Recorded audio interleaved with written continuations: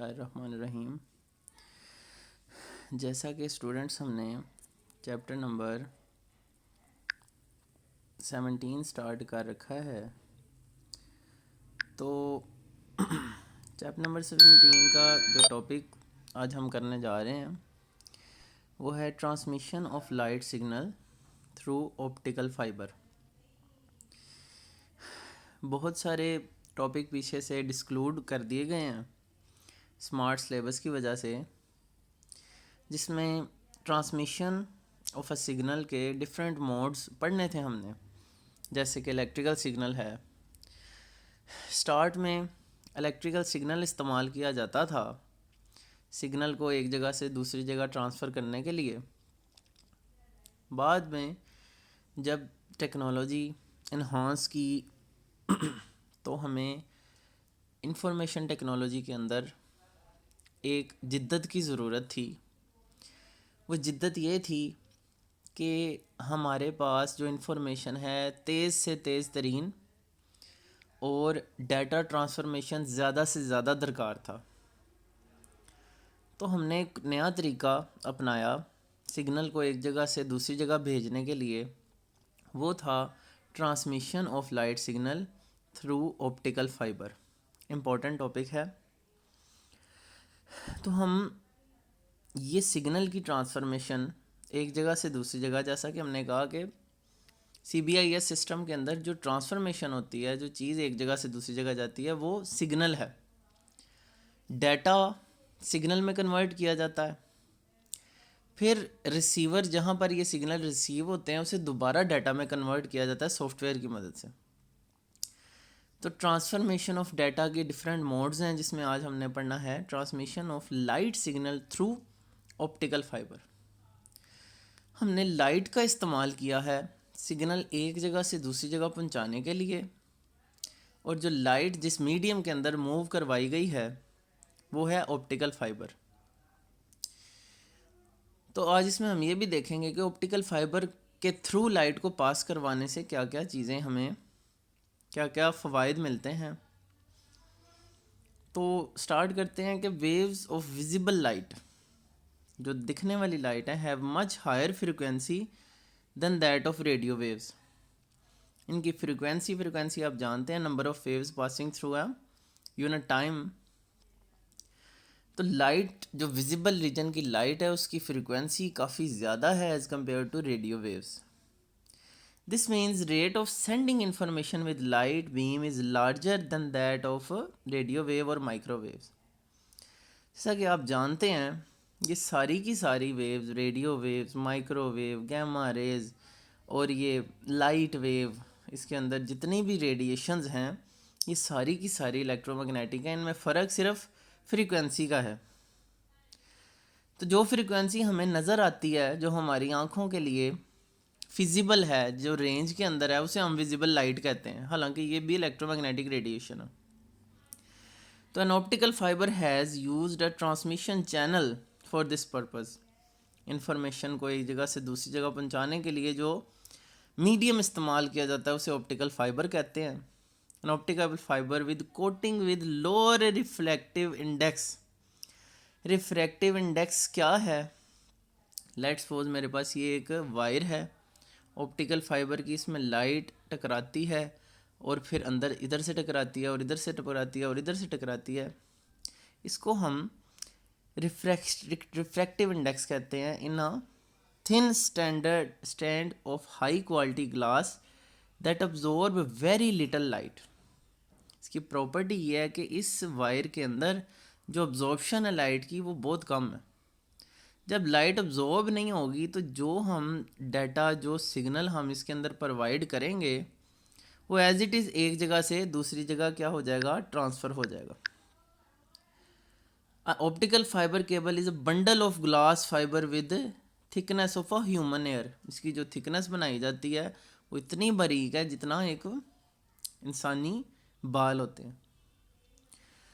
तो ये एक ऑप्टिकल फाइबर हमारे पास एक मीडियम है जिसके ज़रिए हम लाइट के सिग्नल को एक जगह से दूसरी जगह भेजते हैं। लाइट दैट एंटर्स, जो कि एंटर होती है core at one end of optical fibre, go straight and hits the inner wall जिसे हम क्या कहेंगे, क्लैडिंग। इनर वॉल जो है ऑप्टिकल फाइबर की, उसको हम क्या कह रहे हैं, क्लैडिंग कह रहे हैं। लेट ये हमारे पास ऑप्टिकल फाइबर है, इनर वॉल इसकी क्या है, क्लैडिंग कहलाएगी। ठीक हो गया। इसको लेट्स फॉर रेड से शो कर देते हैं। Less than the critical angle, हाँ जी, क्रिटिकल एंगल से उसका जो, if the angle of incidence with cladding is less than the critical angle, some of light will escape the fibre optic and will be lost.